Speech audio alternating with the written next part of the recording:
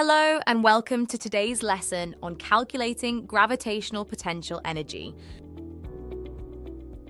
Today, we will develop an intuitive understanding of the factors affecting gravitational potential energy. We will then dive into the gravitational potential energy formula and understand the involved quantities and their units. Finally, we will apply the gravitational potential energy formula to various real-life scenarios. So far, we've delved into the concept of gravitational potential energy. You understand that objects can store energy due to their position in a gravitational field. Building on this understanding, we can now introduce the GPE formula, helping us quantify this energy. By adding another equation to our arsenal, we are establishing a strong foundation that will help us tackle more complex energy problems. Let's get started. Imagine you're trying to lift two boxes to a shelf, and one is heavier than the other. You'll notice it takes more effort to lift the heavier box.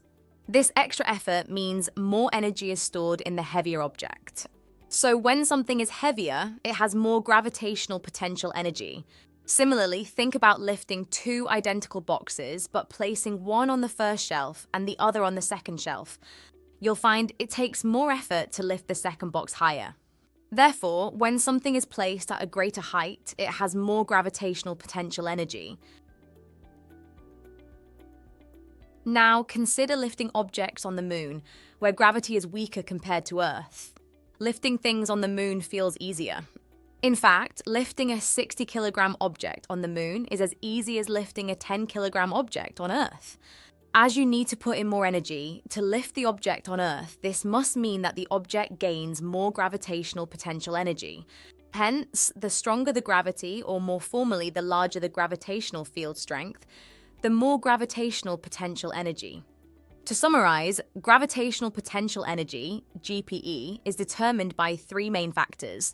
Firstly, the mass of the object. Secondly, the height to which the object is lifted. And thirdly, the gravitational field strength.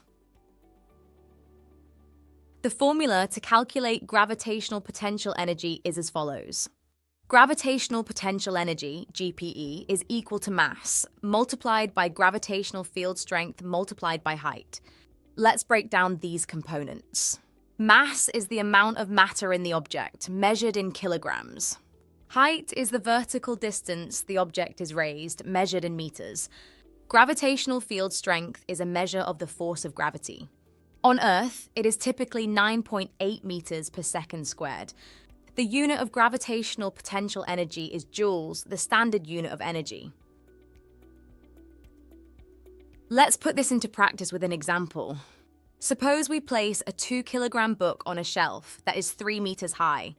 How much gravitational potential energy would it have? Firstly, identify what's given. The mass of the book is 2 kilograms. The height of the book above the ground is 3 meters. We want to find the gravitational potential energy of the book.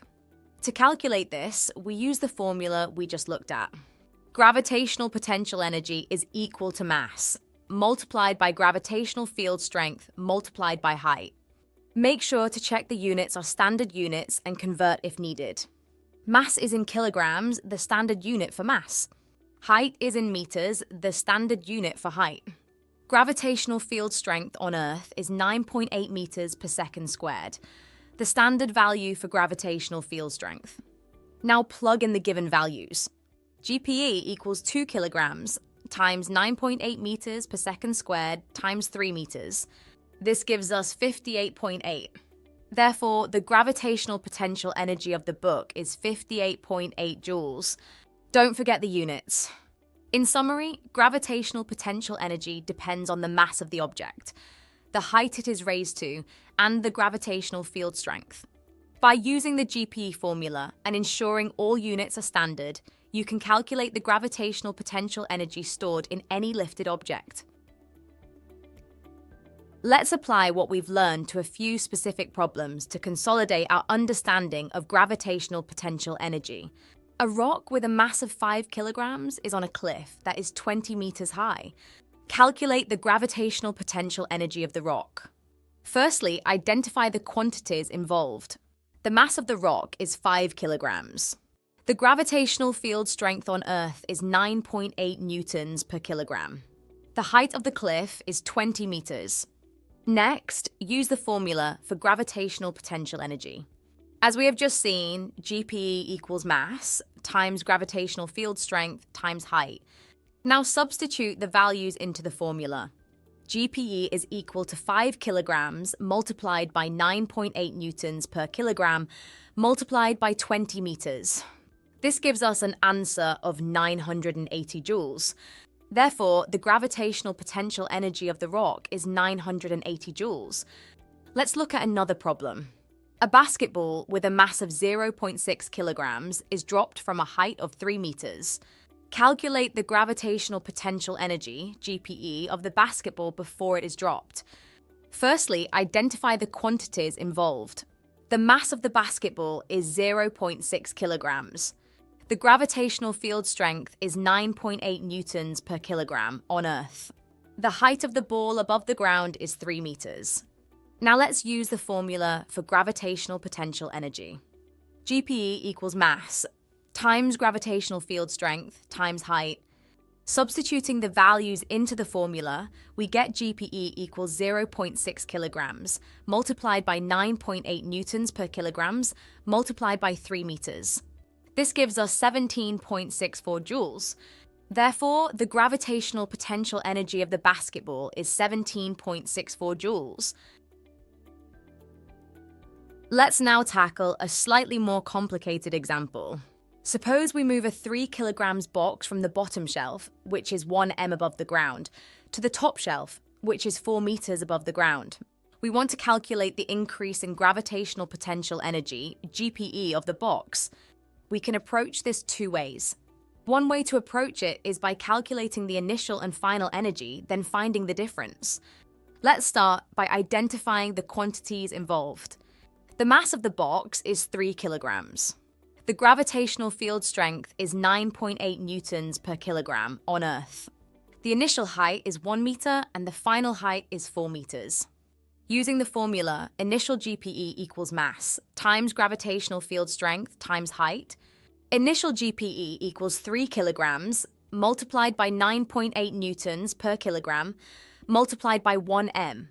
So the initial GPE is equal to 29.4 joules. Now calculate the final GPE. Applying the formula, final GPE equals mass times gravitational field strength times height. This equals 3 kilograms multiplied by 9.8 newtons per kilogram multiplied by 4 meters. So the final GPE is 117.6 joules. Finally, calculate the increase in GPE.